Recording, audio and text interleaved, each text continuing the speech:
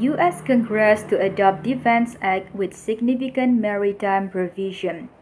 U.S. House of Representatives and U.S. Senate negotiators reached agreement on the National Defense Authorization Act for fiscal year 2020 on December 9, and the 2020 NDAA is likely to become law in the next few days.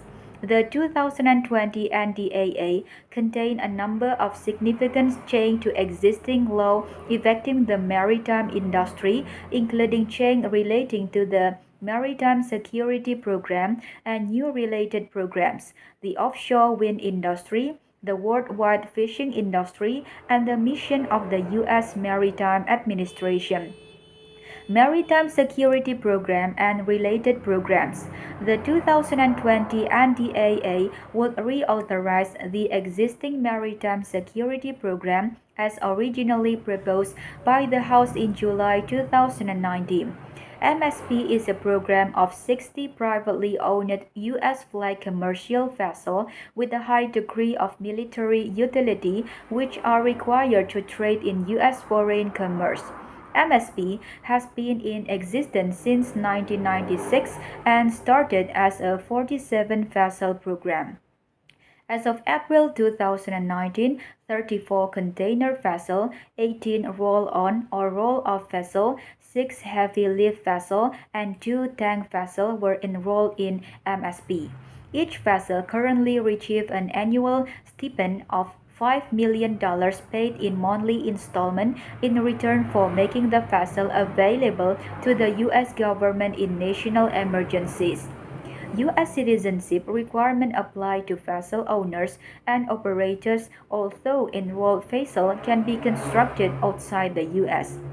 The 2020 NDAA would authorize MSP for an additional 10 years from fiscal year 2025, September 30, 2025, to fiscal year 2035 and would also increase the annual stipend to $5.3 million a year starting in fiscal year 2022 and then increase it over time starting in fiscal year 2026 from $5.8 million to $6.8 million in fiscal year 2032. Current law would have decreased the annual stipend to $3.7 million for fiscal years 2022 to 2025. As under current law, all of these amounts are subject to annual appropriation.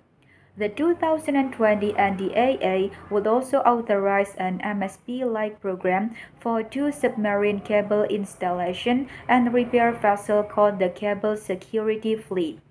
Each vessel will be paid $5 million per year under annual renewable agreement and be required, like MSP vessel, to engage in the U.S. foreign trade and agree to a contingency agreement that would give the U.S. government the ability to make immediate use of the vessel in a national emergency. Like MSP, which is a joint program between the U.S. Maritime Administration and the U.S. Transportation Command, the cable program will be joint a merit DoD program. Program applications are supposed to be accepted within 60 days after enactment with the goal of enrolling 2 vessels starting in fiscal year 2021. The House had also proposed authorizing a tanker program in its version of the NDAA. Under the proposed tank vessel program, the annual stipend would have been fixed at $6 million per year for a maximum program of 10 vessels commencing in fiscal year 2021. The tanker program did make it into the 2020 NDAA. Instead, the bill mandates a quick turnaround study of U.S. tanker capabilities and whether they are sufficient to meet the need of U.S. national security. The report is required to be submitted by the time the President submits his budget for fiscal year 2021, usually by early February. Presumably, the result of that study will form the basis for Congress to revisit whether a tanker program is necessary. The 2020 NDAA also amended the existing U.S. government loan guarantee program known as the Title 11 program to focus on guarantees to be provided to construct vessels of national interest in U.S. shipyards. Merit is required to publish a list of vessel types that would constitute vessels of national interest that would be eligible for focused and expedited U.S. government financing guarantees. Offshore wind industry. The U.S. offshore wind industry is poised for an explosion of activity primarily in the northeastern United States. U.S. cabotage law, known as the Jones Act, restricts certain activities to qualified U.S. flag vessels.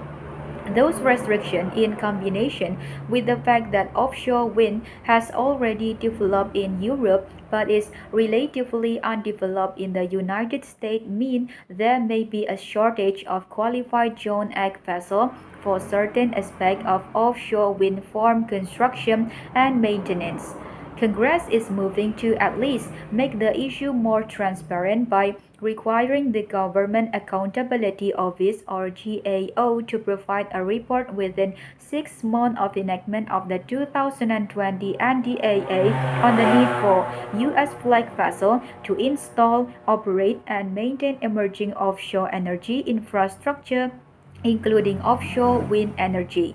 The report must include an inventory of existing vessels that can already be utilized in the wind sector or be so modified, a projection of vessels that will be needed over the next 10 years, and a summary of action taken or proposed by offshore energy developers and producers.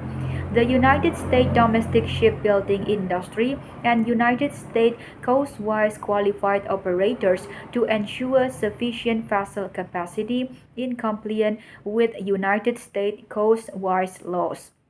Fishing industry. The 2022 NDAA contained comprehensive legislation designed to combat the worldwide problem of illegal fishing and fish processing.